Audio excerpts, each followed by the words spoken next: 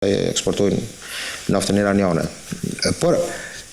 kjo do ishte një rrezik shumë i madh për gjithë ekonominë globale. Mund të goditet Irani, sepse shërbimet inteligjente amerikane kanë thënë që mund të çndrojë kështu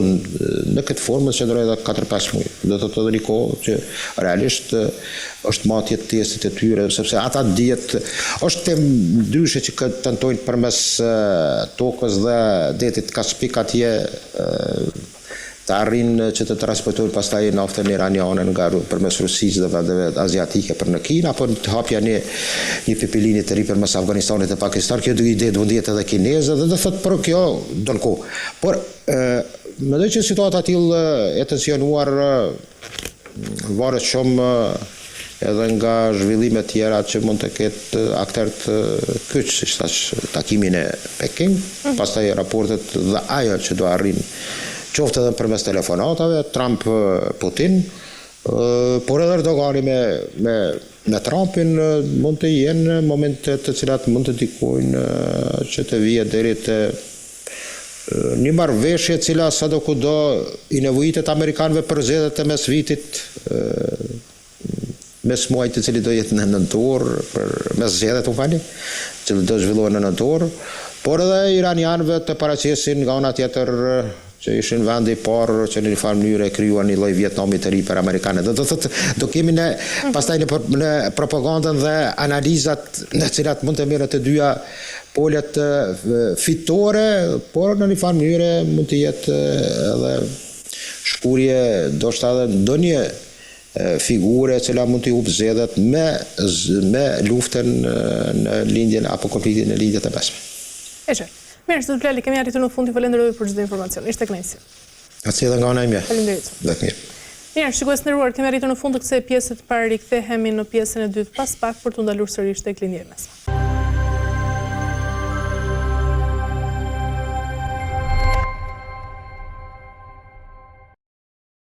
Mirë, shikues nderuar, jemi rikthyer tashmë në pjesë të dytë, ku ashtu si thash do ndalemi sërish tek linja e mesme. Kam të ftuar në këtë pjesë të dytë gazetarin në Moskë, zotin Misha Pumo. Ju përshëndes kënaqësi. Përshëndetje, kënaqësia ime. Atëherë, zoti Pumo, do ta nisim me presidentin amerikan Donald Trump, i cili ka refuzuar propozimet e paraqitura nga Irani pranë në kuadër të negociatave mes të dyja vendeve, duke i cilësuar ato si të papranueshme. Dhe refuzimi i ofertës iraniane nga Donald Trump po shihet tashmë si një sinjal se negociatat mes të dyja vendeve pra Shëbaz dhe Iranit kanë hyrë në një fazë të rrezikshme, do ta quaja, me Hormuzin pra në qendër të përplasjes dhe Izraelin të përfshirë nga ana tjetër në prapasken. Frika ndoshta për një shpërthim rajonal po rritet. Si e shihni dhe apo shkojmë tashmë drejt një dështimi total të diplomacisë dhe hyrjes në një fazë ku lufta konsiderohet alternativa e vetme pra nga të dyja palët? Keqja e këtij konflikti është se ai po hyn në monotoninë e luftës. Domethënë po bëhet një luftë monotone, pa domethënë një të paktën ai tuneli ku janë futur të dyja palët me shpresë që të dalin në një vend me dritë, ku që janë bisedimet e paqes, me sukses relativisht të vogël, domethënë po mos themi që kanë dështuar fare, por gjithsesi shpresat mbeten, domethënë tashmë të dyja palët hedhin poshtë propozimet e njëra tjetrës, por problemi është që Shtetet Bashkuara të Amerikës janë vetë unpredictable, nëse mund të themi anglisht, pra të paparashikueshëm në veprimet e tyre, por mos thënë pastaj për Iranin që me le të themi të udhëheqjen e re nuk merret vesh se kush komandon, a është Khomeini i biri domethënë që komandon apo janë të tjerë këshilltar të tij domethënë që japin urdhra etj. Ushtarakët rreth rrotull, ka të ngjarë që pikërisht ushtarakët po bëjnë ligjin në Iran. Dhe nga njëra anë kuptohet që falenderohet Pakistani për ato përpjekjet që bën, por ka të ngjarë që bisedimet kanë hyrë në një qorë sokak dhe amerikanët kanë gjetur belan, le të themi, që se nuk din me këtë bi akord. Ndoshta ata kanë asgjësuar mes atyre që kanë asgjësuar edhe ata të paktën lider të Iranit që ishin në gjendje ta bënin këtë gjë. Këtë gjë kanë nënvizuar dhe në Moskë shumë specialistë që në udhëheqjen më parshme të Iranit ka pasur, domethënë, figura politike që ishin më me provojë, le të themi, në shkëmbimet diplomatike, në bisedime të ndryshme, domethënë, prandaj dhe mundësit për një kompromis me ato udhëheqje ishin më e madhe se sa tani, duke azgjësuar kupolën, le të themi, e sistemit iranian shtetëror.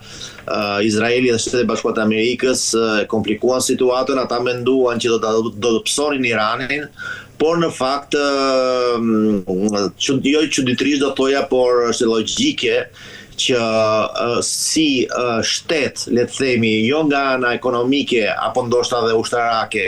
por nga ana e unifikimit, domethënë, në një luftë, në një kauzë të përbashkët kundër agresorëve, Irani është konsoliduar goxha dhe po merr hov tashmë, po merr ka më tepër, domethënë, suksese, të paktën edhe kur vetë shpallen, si gjithsesi nga ana morale dhe geostrategjike e përsin në këtë moment koha punon më tepër për Iranin, që nuk ka ngut, ndërsa Shtetet Bashkuara të Amerikës në një farë mënyre e kanë këtë ngutësi, sepse jo shumë vonë, pra në vjesht priten zgjedhjet në Kongresin Amerikan dhe një luftë e zgjatur në lindjen e mesme do t'i kushtonte shtrenjtë establishmentit republikan në Shtetet Bashkuara të Amerikës. E qartë. Zotë Pumo, nga ana tjetër, a mendoni se është kërkesa e Iranit pra për kontroll mbi ngushtisën e Hormuzit një vije kushte, do të thuaja që SBA nuk do të mund ta pranojnë, pasi Irani nuk kërkon vetëm heqjen e sanksioneve, por edhe një kontroll strategjik mbi Hormuzin, por sigurisht edhe fundin e presionit amerikan? Është e drejtë, sepse vërtet, domethënë, ngushtica e Hormuzit, le të themi, është një vend domethënë gjeo natyror, domethënë i krijuar nga natyra dhe nuk është bërë, për shembull, si nuk është e njëjta gjë si me kanalin e Suezit, për shembull, që është ndërtuar në mënyrë artificiale nga njeriu dhe aty paguhen të gjithë kush kalon në kanalin e Suezit. Ngushtica e Hormuzit nuk konsiderohet edhe me ligjet ndërkombëtare, nuk kanë të drejtë shtete, për shembull, se me të njëjtin, le të themi, sukses, Turqia mund të merrte në ngushticën e Bosforit, gjithashtu në ngushticën e Gibraltarit do të paguheshin, si themi, haraçe për në të drejtim. Prandaj Shtetet Bashkuara të Amerikës, duke zhvilluar këtë konflikt që nga njëra anë sigurisht që po i sjell dividende të Shtetet Bashkuara të Amerikës, mos kujtojmë që Shtetet Bashkuara të Amerikës vetëm po humbasin atje. Sigurisht që ka dhe interesat e veta dhe zgjatja e konfliktit nuk është vetëm dëm për Shtetet Bashkuara të Amerikës, sidomos nga ana ekonomike. Nga ana e prestigjit, nga ana geostrategjike ndoshta është në dëm, por jo nga ana ekonomike. Prandaj, sepse në qoftë se Shtetet Bashkuara të Amerikës do t'i interesonte një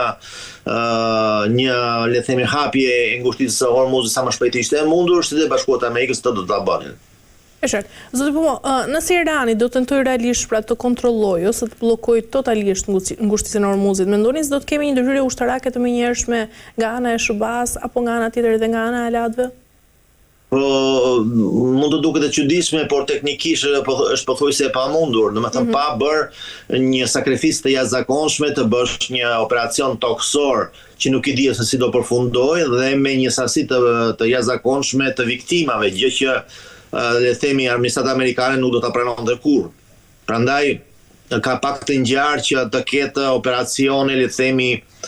të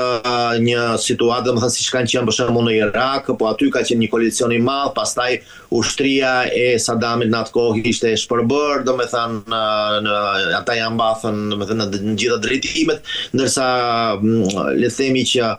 shteti iranian është i konsoliduar, ka më tepër organizim, ka qendresat janë të mëdha dhe problemi për shembull në ngushticën e Hormuzit konsiderohet tek ato le të themi skafat e vegjël që janë shumë mobil dhe janë shumë efikas kundrejt të gjithë atyre anijeve luftarake apo plambajtëse që kanë Shtetet Bashkuara të Amerikës,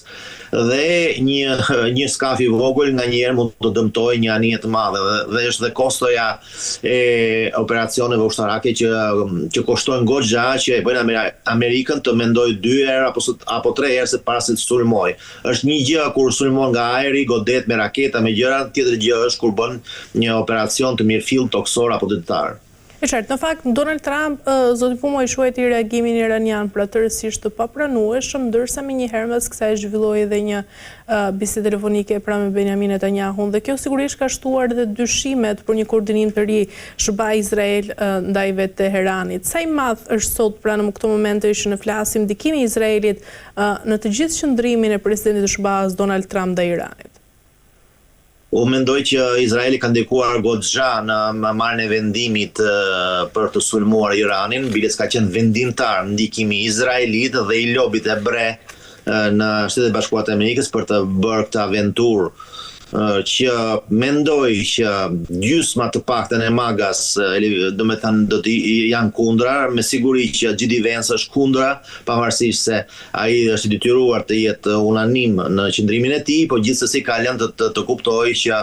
nuk ka qenë pro luftës. Edhe mendoj edhe Donald Trump, pavarësisht nga të gjitha deklaratat që bën, ai bën, domethënë, për efekt,